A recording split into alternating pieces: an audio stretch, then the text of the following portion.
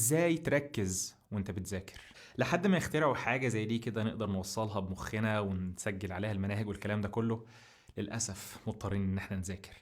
والمشكلة دلوقتي ما عادتش في المذاكرة في حد ذاتها، ولكن بقى ازاي اركز وانا بذاكر. في 5 نصايح او 5 tips لخصنا من خلالهم يعني حاجات كتيرة جدا هتساعدك انك تركز اثناء المذاكرة. اول تيب معانا: اتخلص من كل الحاجات اللي بتشتت تركيزك. يعني منطقي لو عايز تركز اتخلص من الحاجات اللي بتشتت تركيزك، يعني مش محتاجه فقاقه.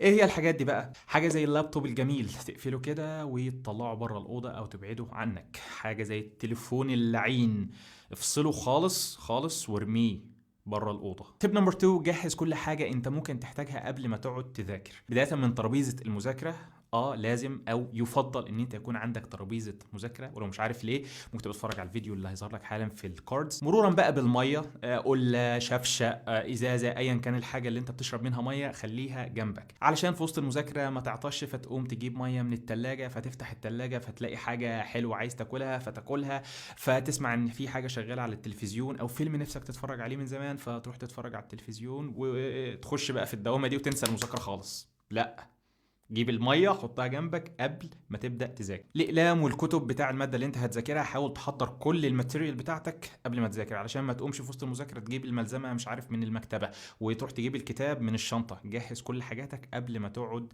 تذاكر. واخيرا قبل ما تبدا مذاكره لازم تكتب انت هتذاكر قد ايه، يعني هتخلص قد ايه في جلسه المذاكره دي. ما تسيبش الموضوع مفتوح للمزاج او لحد ما تزهق، لا لازم تحدد اما اقوم من المذاكره ديت هكون خلصت 1 2 3. فلازم تجهز الحاجات دي كلها قبل ما تذاكر علشان ما تديش المجال لمخك او لمعدتك ان هم يشتتوا تركيزك.